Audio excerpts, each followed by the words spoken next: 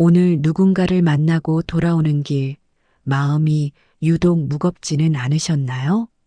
겉으로는 웃으며 대화했지만 집에 돌아와 신발을 벗는 순간 밀려오는 알 수 없는 불쾌감과 허탈한 말입니다.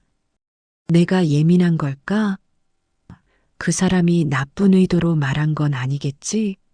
라며 스스로를 다독여보지만 가슴 한구석이 답답한 건 어쩔 수 없습니다. 마치 맑은 물에 먹물 한 방울이 떨어진 것처럼 그 사람과 나누었던 대화가 내 하루 전체를 어둡게 물들여 버리곤 하죠. 이런 경험은 누구에게나 있습니다. 친구와의 만남이 즐거운 시간이 아니라 감정적 소모가 되어버릴 때, 가족 모임이 끝나고 나면 왠지 모를 자괴감이 들 때, 평소 친하게 지내던 이웃과의 대화 후 하루 종일 찜찜함이 가시지 않을 때 말입니다. 우리는 이럴 때마다 내가 너무 예민한가? 내가 잘못 받아들인 걸까? 라며 자신을 탓하곤 합니다. 하지만 정말 문제는 당신의 예민함이 아닙니다. 그 관계 자체에 있을 수 있습니다.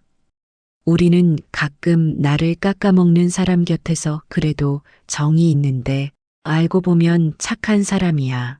오래 알고 지낸 사이인데라며 억지로 버티곤 합니다. 관계를 끊는 것이 마치 인정머리 없는 일인 것처럼 느껴지기 때문이죠. 나이가 들수록 새로운 인연을 만들기 어렵다는 불안감도 한몫합니다. 그래서 우리는 독이 되는 관계를 끊어내지 못하고 오히려 그 속에서 천천히 병들어갑니다. 하지만 조선의 위대한 스승 정약용 선생은 우리에게 아주 서늘하고도 명확한 경고를 던집니다. 내 영혼을 병들게 하는 사람을 곁에 두는 것은 스스로 독을 마시는 것과 같다고 말이죠. 그는 평생을 학문과 실천으로 살았던 분입니다. 유배지에서 18년이라는 긴 세월을 보내며 수많은 사람의 본성을 관찰했습니다. 그곳에서 그는 사람의 됨됨이를 꿰뚫어 보는 해안을 얻었고 우리에게 반드시 피해야 할 악인의 신호를 남겨주셨습니다. 오늘 여러분의 소중한 마음을 지키기 위해 정약용 선생이 꿰뚫어 본 반드시 피해야 할 악인의 신호를 함께 읽어보려 합니다. 이것은 단순히 나쁜 사람을 피하는 법이 아닙니다. 내 인생의 주인으로 살아가는 법, 내 마음의 평화를 지키는 법에 관한 이야기입니다. 우리가 나쁜 관계를 끊어내지 못하는 이유는 무엇일까요? 심리학적으로 보면 우리는 타인에게 인정받고 싶어 하는 강한 보상 심리를 가지고 있습니다. 내가 이만큼 잘해주면 저 사람도 언젠가 내 진심을 알아주겠지 하는 기대 말입니다. 이것은 일종의 집착입니다. 특히 한국의 정문화 속에서 자란 우리 세대는 관계를 끊는 것을 쉽게 생각하지 못합니다. 상대방을 변화시킬 수 있다는 오만한 정의감이 우리를 그 늪에 더 깊이 빠뜨립니다. 내가 좋은 본보기가 되면 저 사람도 달라질 거야. 내가 더 이해해주면 언젠가 알아주겠지라는 생각으로 끝없이 인내하죠. 하지만 이것은 착각입니다. 사람은 스스로 변하고 싶을 때만 변합니다.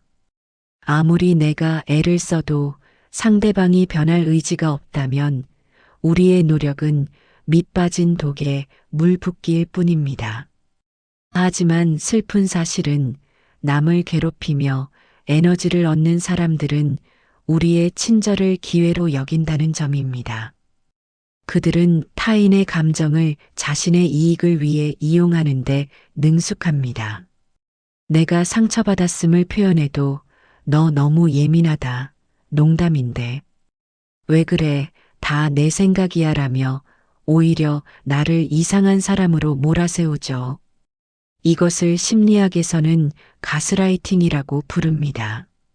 가스라이팅은 상대방의 현실 인식을 왜곡시켜 스스로를 의심하게 만드는 정서적 학대입니다. 처음에는 사소한 것에서 시작됩니다. 그런 일 없었는데? 내가 잘못 기억하는 거야. 내가 오해한 거지라는 말들이 반복되면 우리는 점점 자신의 감정과 판단을 믿지 못하게 됩니다.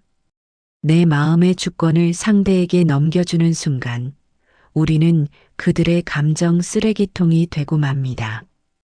내가 참으면 모두가 편해진다는 생각은 가장 위험한 착각입니다. 내가 무너진 뒤에 지켜지는 평화는 가짜일 뿐이니까요. 진정한 평화는 서로를 존중하는 관계에서만 가능합니다.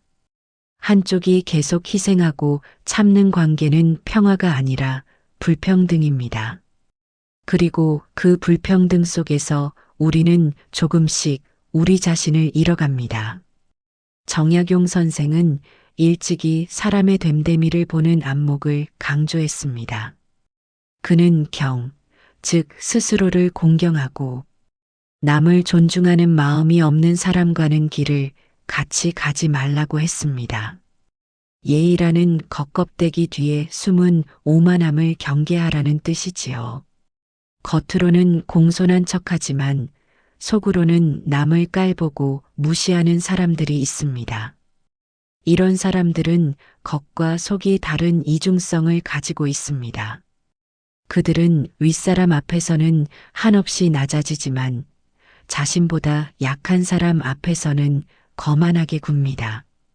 식당 직원에게 함부로 대하거나 택시 기사님께 반말을 하거나 아파트 경비원을 무시하는 사람들 말입니다.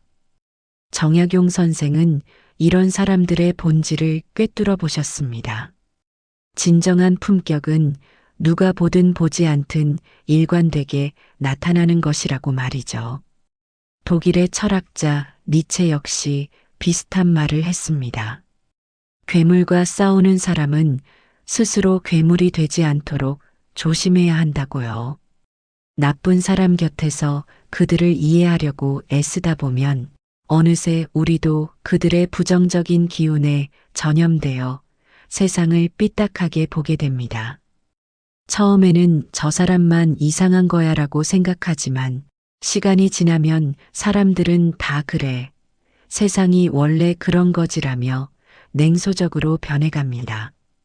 이것은 매우 위험한 신호입니다. 한두 명의 독한 사람 때문에 세상 전체에 대한 신뢰를 잃어버리는 것이니까요. 우리는 나쁜 관계 속에서 상처받은 만큼 좋은 사람들마저 의심하게 됩니다. 누군가 친절하게 대하면 뭔가 속셈이 있겠지라고 생각하고 진심 어린 조언도 나를 판단하려는 거야라고 받아들입니다. 이렇게 우리의 마음은 단단하게 굳어지고 결국 고립되어 갑니다. 또한 쇼펜하우어는 인간관계를 고슴도치의 거리에 비유했습니다. 추운 겨울날 고슴도치들이 서로 온기를 나누려 가까이 다가갔다가 서로의 가시에 찔려 다시 멀어지는 과정을 반복한다는 이야기입니다.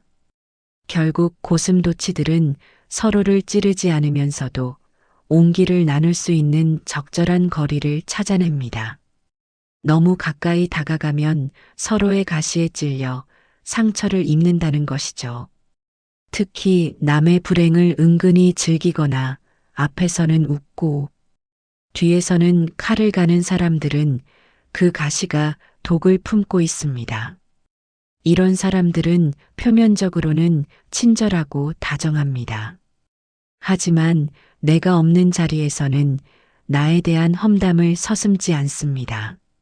내가 잘되면 축하한다고 말하지만 속으로는 질투와 시기로 가득 차 있죠. 내가 어려움을 겪으면 겉으로는 위로하는 척하지만 은근히 그 상황을 즐기는 듯한 미묘한 표정을 짓습니다. 이런 이들에게서 멀어지는 것은 비겁한 도망이 아닙니다. 내 삶이라는 고귀한 정원을 지키기 위한 가장 용기 있는 선택입니다. 우리의 인생은 한정되어 있습니다. 시간도 에너지도 감정도 무한하지 않습니다. 그 귀한 것들을 나를 소모시키는 사람에게 쓸 필요가 없습니다. 그렇다면 우리는 어떻게 이 독한 관계를 끊어낼 수 있을까요? 가장 먼저 필요한 것은 깨어있는 거리두기입니다. 갑자기 화를 내며 싸울 필요는 없습니다.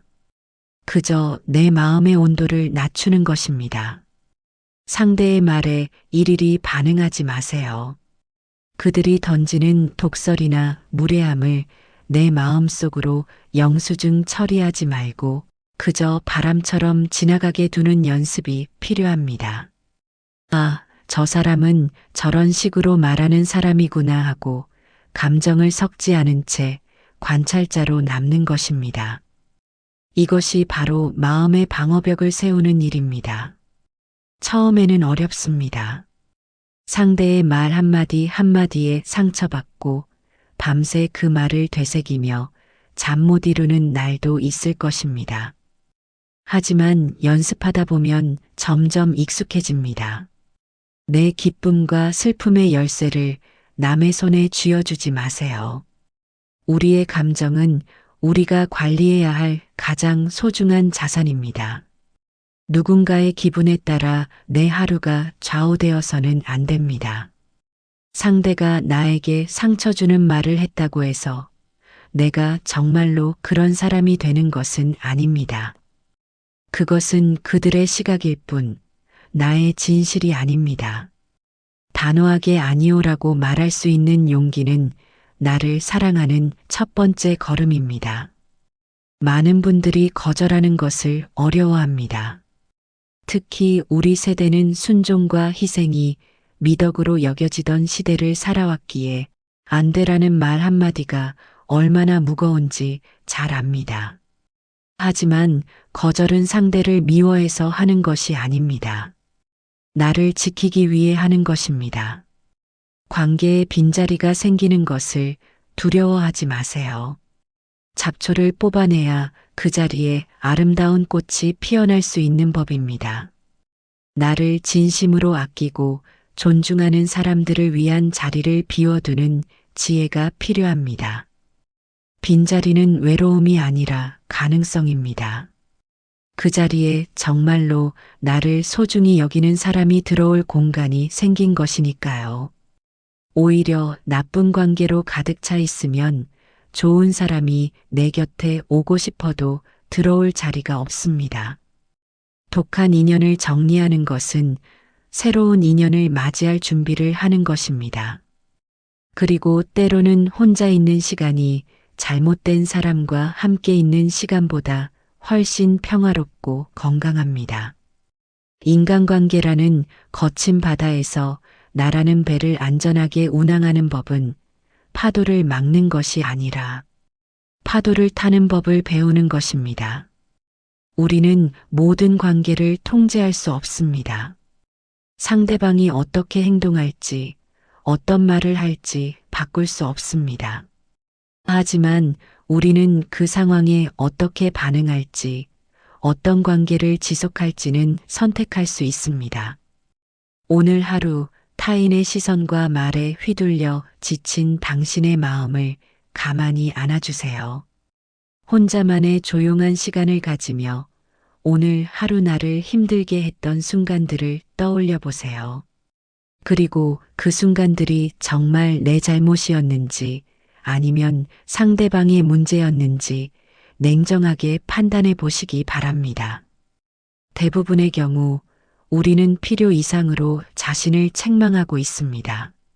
정약용 선생이 유배지의 그 외로운 시간 속에서도 스스로를 꼿꼿이 세웠던 것처럼 여러분도 충분히 강해질 수 있습니다. 그는 억울한 누명을 쓰고 18년이라는 긴 세월을 유배지에서 보냈습니다. 가족과 떨어져 외로움과 싸우며 자신을 모함한 사람들에 대한 분노도 있었을 것입니다. 하지만 그는 그 시간을 원망과 복수심으로 보내지 않았습니다. 오히려 그 시간을 자신을 돌아보고 학문을 깊이 연구하며 후세를 위한 지혜를 남기는 데 사용했습니다. 그는 자신을 해친 사람들에게 에너지를 쓰는 대신 자신의 성장에 집중했습니다. 이것이 바로 우리가 배워야 할 지혜입니다.